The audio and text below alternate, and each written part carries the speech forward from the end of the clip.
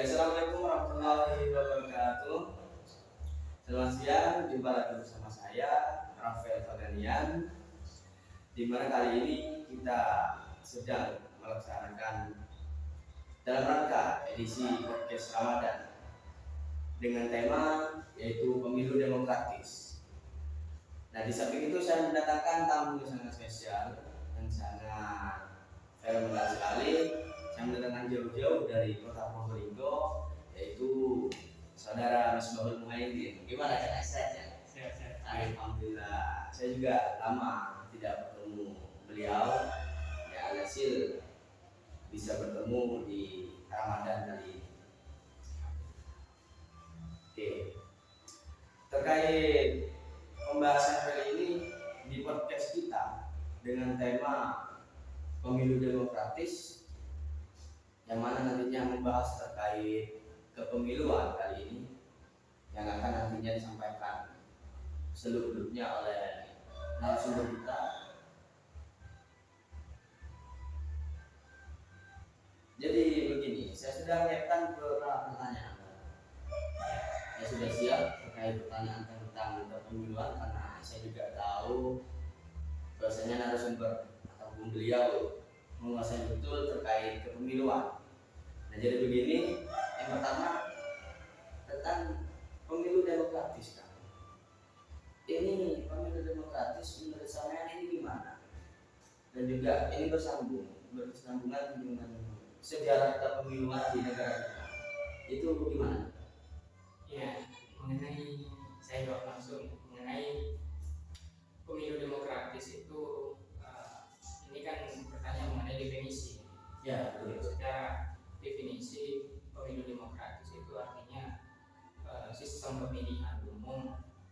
Bisa dikatakan pemilu demokratis itu merupakan pemilu atau pemilihan umum yang mana bersifat demokrat atau demokrasi seperti itu. Di dalamnya sudah terdapat kejujuran, keadilan, dan partisipasi dari masyarakat. Dan mengenai sejarah pemilu sendiri di Indonesia, pada dasarnya semuanya itu diawali pada tahun 1955. Oh, ini awalnya berarti ya? Iya. Pemilu di Indonesia itu diawali pada tahun 1955 dan gagasannya itu merupakan Undang-Undang Nomor 7 tahun 1953. Nah, terus kemudian diselenggarakanlah pemilu pada 1955, di mana umur Indonesia waktu itu masih sangat muda dari kemerdekaannya, yakni masih berumur 10 tahun, dan dari 1945 ke 1955 seperti itu. Udah sekali berarti ya? Ya, sangat muda umur seperti itu. Kemudian diselenggarakan kembali pemilu kedua, yakni pada tahun 1971 waktu itu. Dan waktu itu diikuti dengan multi partai, beberapa partai. Dan itu sudah menginjak pada masa orde baru, bukan orde lama lagi. Kalau tahun 1955 itu masih orde lama. Ketika pemilu yang kedua pada tahun 1971 itu adalah merupakan pemilu kedua pada masa kekuasaan orde baru seperti itu. Di mana di situ seperti saya katakan tadi masih diikuti beberapa partai diantaranya seperti Golkar, PBI, partai NU, dan partai banyak lainnya di situ. Namun pada 1977, di mana itu merupakan pemilu ketiga, di sana sudah diikuti hanya beberapa partai saja, bukan multi partai lagi. Di antaranya Golkar, terus P3 atau PBB, di mana di situ ada juga partai Nahdlatul Ulama (NU) dan juga PDI. Nah, diubahnya dari multi partai itu kepada hanya beberapa partai yang mengikuti pemilu pada tahun 1977 itu pada tahun ditetapkan pada tahun 1973.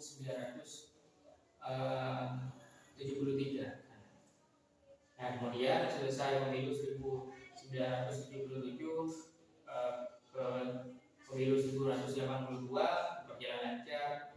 Terus kemudian pada pemilu 1987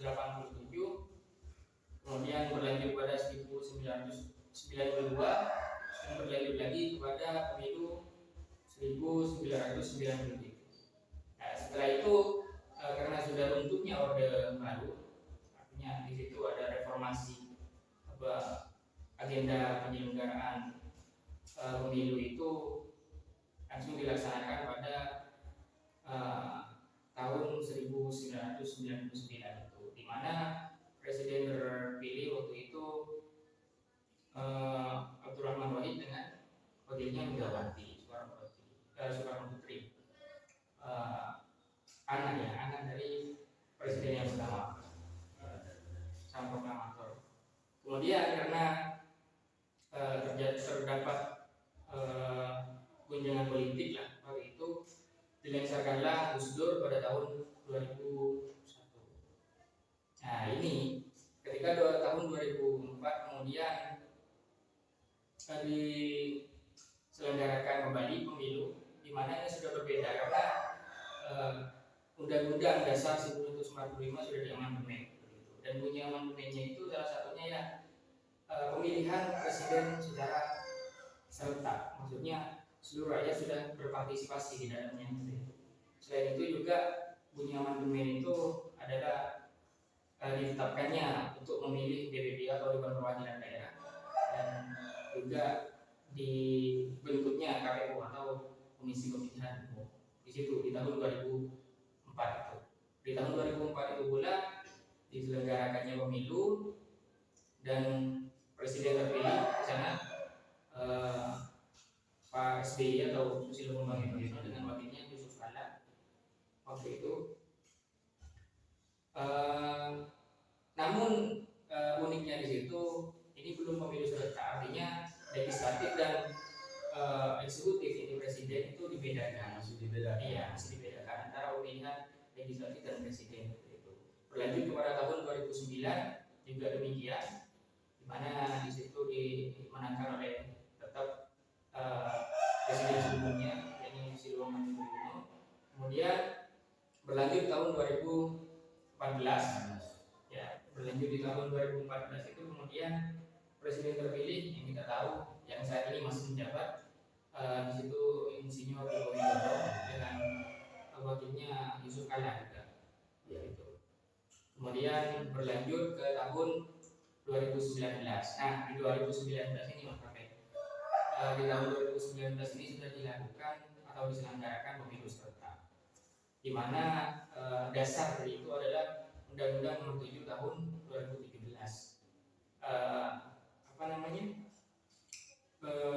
Itu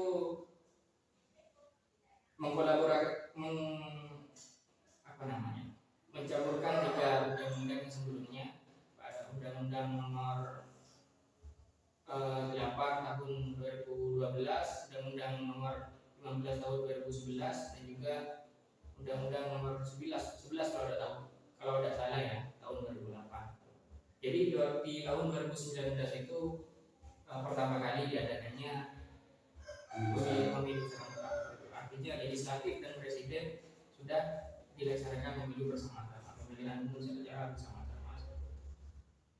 Ya, mungkin demikian mengenai definisi pemilu demokratis dan juga sejarah pemilu di Indonesia. Ya. Berarti ya terorganisir sekali ini. Ya. Karena kenapa? Karena di situ pada tahun 2004 undang-undang sudah diamandemen ya. Kemudian KPU juga disahkan. Ya, disahkan. Apalagi di tahun 19 ini 2019 itu sudah jadi pemilu serentak. Sangat biasa sekali. Saya juga tertarik di awal pembahasan tadi terkait pada awal pemilu kan, di tahun 1955 ya. Ini kan lagi harum-harumnya kemerdekaan. Nah, ini apa di seluruh Indonesia, dari Sabang sampai Merauke, apa di sini juga mengadakan pemilu juga dalam artian keseluruhan di Indonesia begitu. Oh ya, maksudnya dengan umur Indonesia masih muda itu, Iya. apakah sudah mencakup semua daerah berarti? Iya, benar-benar. Iya. Pada tahun 1955 itu memang karena memang usia Indonesia masih muda, kemerdekaannya ini 10 tahun, tentunya dalam segi sarana dan prasarana itu masih kurang memadai ya, gitu. Jadi kurang memadai, sehingga masih ada beberapa kendala. Di situ yang saya tahu ada 3 kendala. Yang pertama itu mengenai komunikasi, karena memang dalam segi sarana prasarana komunikasi belum seperti sekarang ya. Sekarang kan enak. Terus yang kedua mengenai administrasi juga, dan yang ketiga mengenai keamanan. Jadi waktu itu masih dari segi keamanan pertahanan Indonesia masih belum cukup kuat. Jadinya dari beberapa daerah, hanya beberapa daerah yang mengikuti pemilu pada tahun 1955 itu. Jadi masih terbatas. Berarti tidak keseluruhan. Iya. Iya, iya. Lalu adanya persoalan ataupun problem itu tentang komunikasi ya, komunikasi, administrasi juga keamanan, gangguan keamanan. Iya. Nah, hal itu apa nantinya tentang hasil akhir dari pemilu? Apa berpengaruh terkait hasil akhir pemilu nanti? Ya, tentunya sedikit atau banyaknya sangat berpengaruh. Karena sesuai dengan konstitusi kita bahwasanya dalam sistem pemilu atau pemilihan umum itu memang harus mencakup partisipasi seluruh rakyat Indonesia, setiap daerah yang ada di Indonesia. Namun karena memang ada pengecualian dengan usia muda kemerdekaan Indonesia saat itu dari kurangnya sarana dan prasarana, jadi kita tahu sendiri kan bagaimana luasnya Indonesia, dari Sabang sampai Merauke, ini belum bisa menjamah semuanya gitu. Jadi ada alasan pengecualian yang kuat untuk tidak mengikutkan semua daerah atau wilayah dalam sistem pemilu tahun 1955 itu. Jadi seperti itu. Jadi masalah pengaruh kecil besarnya itu tetap ada. Namun ada kejahatan lah bisa dibilang. Kalau sekarang ada kejahatan, cuma ada pengecualian di situ. Jadi mengenai sarana dan prasarana dan kurangnya usia Indonesia waktu itu masih terlalu muda, jadi 10 tahun. Jadi seperti itu mengenai pengaruhnya. Jadi juga tadi terkait di awal pembahasan dikatakan pemilu dilaksanakan pada tahun 1955 ya. Betul. Nah, di situ saya tangkap juga ada jeda waktu. Iya, jeda waktu sekitar 16 tahun berarti. Pada berikutnya tahun 1971 baru dilaksanakan kembali terkait pemilu. Nah, dasar dari jeda waktu itu apa? Karena dalam undang-undang di huruf E ya, itu disebutkan jeda waktu cukup 5 tahun saja. Ini kenapa bisa sampai lebih dari 5 tahun? Ya memang pada tahun 1955 ke 1971 itu memang cukup jauh. Ya, ini 16 tahun. Sedangkan dalam yang dikatakan Mas Rafael tadi pada Undang-Undang Dasar 1945 huruf E itu dikatakan bahwasanya dalam penyelenggaraan pemilu itu hanya 5 tahun sekali penyelenggaranya. Tapi waktu itu 16 tahun. Jadi dasarnya itu asal mulanya seperti ini karena ada peralihan kekuasaan daripada Orde Lama kepada Orde Baru. Jadinya masih menyesuaikan, apalagi waktu itu jauh pengaruhnya kondisi Indonesia mengenai persaingan politik dan juga pluralisme politik waktu itu. Jadi tingkat kefokusan penguasa dari Orde Baru semuanya di situ, tidak bisa dipecah belah kepada pemilu lagi. Jadi fokusnya itu pada pemberantasan persaingannya politik dan pluralisme politik itu. Jadinya mau tidak mau ya itu harus diselesaikan terlebih dahulu. Kemudian kalau sudah terselesaikan baru pada pemilu. Jadi itu yang menjadi dasar kenapa 9 tahun pemilu 1995 itu sangat jauh ya dengan pemilu 1971 seperti itu. Berarti banyak persaingan Iya. di tahun 16 tahun itu banyak persaingan. Sehingga goalnya itu karena terlalu banyaknya persaingan itu pada tahun 1973 yang saya jelaskan tadi, kemudian dari multi partai dijadikan beberapa partai, dimajmul atau digabungkan jadi beberapa partai, yakni P3, PDI dan Golkar di tahun 1973. Demikian. Juga ini saya mencatat ada poin-poin penting di mana dari catatan saya ya ini termasuk juga pertanyaan terakhir dari saya kan terkait berbicara persaingan. Ya memang betul di dunia apa saja persaingan memang betul ada. Nah, kalau berbicara tentang pemilu di sini ada beberapa hal isu-isu yang lagi hangat sekarang, yaitu tentang penundaan pemilu ya. Nah ini kan juga berkaitan dengan masa jabatan presiden yang bisa dikatakan dari 2 periode, kemudian dengan penundaan pemilu jadi 3 periode. Iya, jadi 3 periode. Nah itu menurut saya gimana? Ya, menurut saya mengenai hal itu begini ya.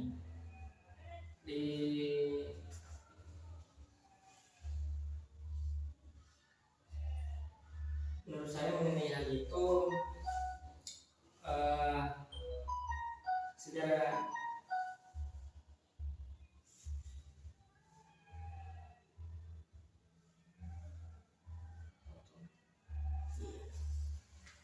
ya mengenai itu penundaan pemilu penundaan pemilu di tahun 2022 dan relevansinya terhadap kekuasaan presiden sekarang yang kemudian menjadi 3 periode solusinya seperti itu. Ya, secara konstitusi sudah jelas ya. Di dalam konstitusi kita sudah jelas bahwasanya yang saya jelaskan tadi bahwasanya pemilu itu diselenggarakan 5 tahun sekali. Nah, jika melebihi hal itu berarti sudah inkonstitusional seperti itu. Kemudian merambat kepada 3 periode nanti. Ketika itu sudah dilanggar menjadi 3 periode, artinya tidak ada partisipasi masyarakat di situ. Artinya secara sistem atau asas demokrasinya sudah hilang. Ini sangat relevan atau sangat berkaitan dengan pemilu demokratis yang kita bahas tadi. Itu sangat berkaitan sama salah satu indikator pemilu demokratis, yaitu makna atau definisi pemilu demokratis itu sendiri dan mengenai kepastian hukum dari suatu dari pemilu seperti itu. Ketika hal demikian terjadi, berarti kan sudah kepastian hukumnya sudah hilang atau kabur seperti itu. Ketika pemilu diselenggarakan lebih dari 5 tahun, kan sudah kabur kan itu dari kepastian hukumnya yang di dalam undang-undang atau undang-undang dasar atau dalam konstitusi telah dijelaskan bahwasanya pemilu itu diselenggarakan 5 tahun sekali. Kemudian kalau itu lebihkan sudah inkonstitusional, artinya tidak ada kepastian hukum di dalamnya. Jadi seperti itu. Jadi sifat keadilannya sudah tidak ada. Jadi menurut saya hal itu akan sangat inkonstitusional sekali kalau tetap dilaksanakan. Tapi kegaduhan seperti saat ini sudah agak berkurang ya. Memang harus berkurang sesungguhnya karena bukan apa, dan kita juga kan tidak bisa menyalahkan bagaimana pergerakan kemarin di beberapa aliansi mahasiswa di BEM seluruh Indonesia itu ya memang bagus, tapi untuk lebih lanjutnya untuk saat ini untuk diam terlebih dahulu tapi menyimak, Mengawasi ya. tetap mengawasi setengah mungkin, karena presiden juga kan sudah mengatakan dengan tegas bahwasanya beliau itu Pak Jokowi tidak berkeinginan untuk melanjutkan kepada 3 periode, karena konstitusi sudah menjelaskan bahwasanya kekuasaan presiden itu maksimalnya 2 periode. Ya, mungkin demikian. Ini sangat luar biasa sekali narasumber kita. Saya juga tidak sia-sia mendatangkan jauh-jauh dari Kota Probolinggo saudara Muslim Muhammad yang sangat berintelektual sekali terkait keilmuannya. Saya sangat bersyukur beliau bisa hadir ini di Kota Jember, tepatnya di Desa Ajung, kurang lebih 80 kilo dari Probolinggo. Sangat luar biasa beliau bisa hadir dalam undangan saya terkait podcast Ramadan kali ini, dimana dari awal sampai akhir saya juga menangkap beberapa intisari yang bisa saya tangkap. Yang pertama terkait hukum pemilu, ini berisi penjabaran pemilu yang demokratis dan berkepastian hukum ya. Itu saya sesuai dari pembahasan yang pertama. Kemudian merentet juga ada yang kedua, yaitu kesetaraan antar warga negara. Yang ketiga ada persaingan yang bebas dan adil. Yang keempat ada partisipasi pemilih dalam pemilu. Yang kelima ada proses pemungutan dan perhitungan suara. Kemudian yang keenam ada keadilan pemilu. Ketujuh ada prinsip pemilu. Keenam ada penyelenggaraan pemilu yang mandiri. Nah, mungkin itu yang bisa kami sampaikan terkait podcast Ramadan dalam tema pemilu demokratis. Saya sebagai moderator Rafael Paganian dan juga narasumber kita Misbahul Muhaimin mohon pamit. Assalamualaikum warahmatullahi wabarakatuh.